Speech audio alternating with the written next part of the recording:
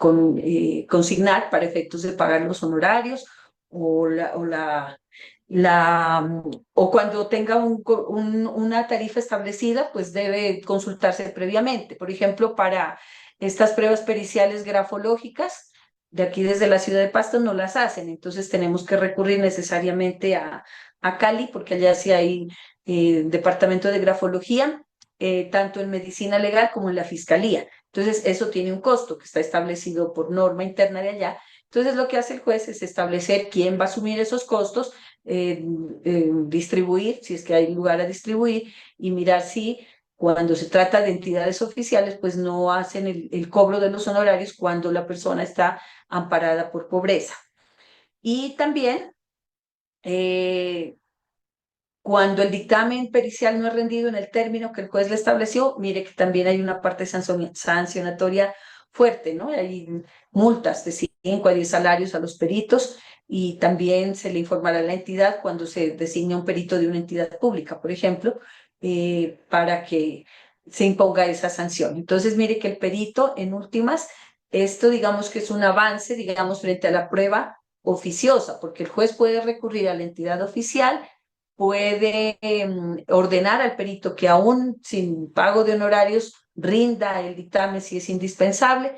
Y también aquí lo que yo observo, como yo lo interpreto, es que existe la obligación, sobre todo cuando se trata de entidades públicas, de que se rinda el dictamen pericial, aún sin el pago de los honorarios, pero con la obligación de rendirlo por parte del perito que se haya establecido. ¿Listo?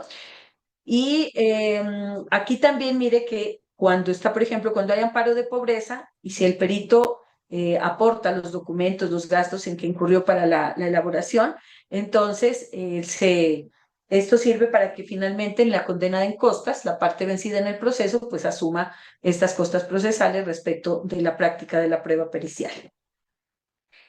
Y para la contradicción del dictamen de oficio, entonces se dice cuando hayan pasado 10 días desde la presentación del dictamen de oficio, entonces el dictamen se aplican las mismas reglas de este código, es decir, que puede presentarse u otro dictamen o pedir que el perito declare en la audiencia correspondiente.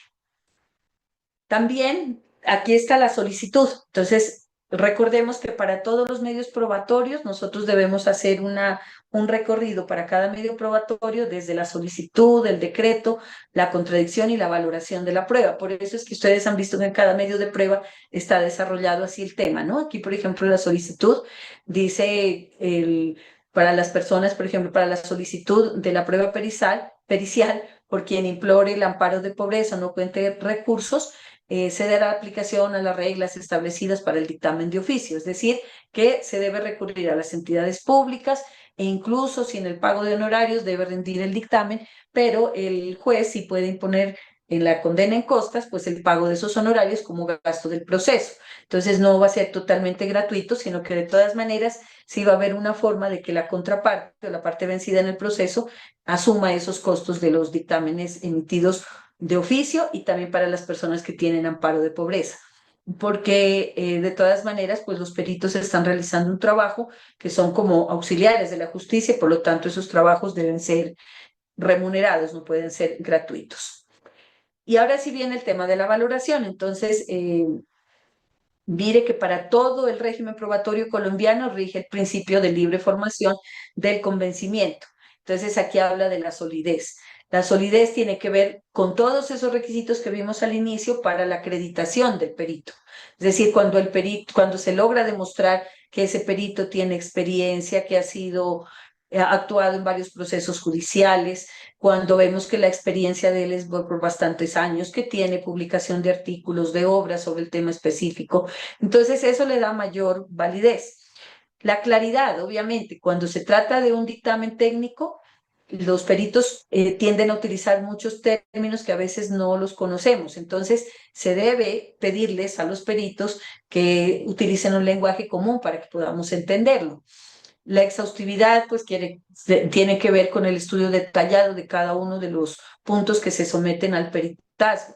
La precisión en cuanto al concepto, es decir, que sea un concepto claro, concreto, que genere convicción. y los fundamentos, obviamente, y la idoneidad del perito. Mire, todos estos elementos sirven para determinar digamos, el mayor peso probatorio del dictamen. Entonces, lo más difícil que se presenta es cuando ocurre lo que les comentaba hace un momento, que se presentan calificaciones de la Junta Regional de Nariño y también del Valle. Y el uno dice que tiene 60% de pérdida de capacidad laboral y la otra junta dice que tiene 40%. Entonces, mire que es bastante complejo para nosotros como jueces decidir por uno de los dos dictámenes. Y por eso es lo que se recurre en algunas ocasiones a una tercera junta o incluso cuando las partes aportan un dictamen particular. Pero entonces, mire que la valoración, todos esos requisitos iniciales que miramos son bien importantes para el momento de la valoración del dictamen. Si el perito es supremamente bien acreditado, si el dictamen es claro, es concreto, es exhaustivo, pues eso va a generar mayor credibilidad en el despacho judicial. Bueno, mire que aquí viene y sigue este código, pues como tiene varias normas similares en el Código General del Proceso, la parte sancionatoria, como ustedes la ven, es bastante amplia, se repiten varias normas, ¿no? Entonces, mire que hay, frente al deber de colaboración, entonces hay unas consecuencias cuando se impide, cuando se dificulta, cuando no hay lugar o cuando no colaboran las partes para el dictamen. Entonces, la consecuencia de carácter procesal es presumir los hechos ciertos susceptibles de confesión de la otra parte, ¿no? Que la otra parte pretenda demostrar con el dictamen. Entonces, pues yo lo veo bastante complejo, pero de todas maneras esa es la consecuencia procesal. Si se interrumpe, si no se colabora, si hay dilaciones, si no hay colaboración, entonces hay una primera consecuencia de carácter procesal que es una presunción hay una declaración de confesión de los hechos susceptibles de confesión. ¿Listo? Y hay una sanción de carácter pecuniario también, como lo veíamos frente a los testigos, que son multas en salarios mínimos. Entonces, el juez debe tener en cuenta, entonces, aquí dice tener en cuenta las razones que las partes aduzcan para justificar la negativa a facilitar datos, objetos, el acceso a lugares, cuando lo pedido no se relacione con la materia del litigio o cuando la solicitud implique vulneración o amenaza de un derecho propio o un tercero. Es decir, el juez tiene que analizar muy bien las circunstancias en las cuales pues, las partes se obstaculizan la práctica de la prueba pericial. Muchas veces no es por no colaborar con la justicia ni con las partes, sino que porque les puede causar un perjuicio a las personas o una vulneración de algún derecho. Todo depende de cada caso particular, es decir, no podemos nosotros establecer con total claridad como una regla general las circunstancias que debe tener en cuenta el juez, sino que cada caso es particular y tener en cuenta ver por qué razón las partes de pronto impiden la práctica de una inspección judicial. Entonces, eso debe valorarlo muy bien el juez antes de imponer pues toda esta parte sancionatoria.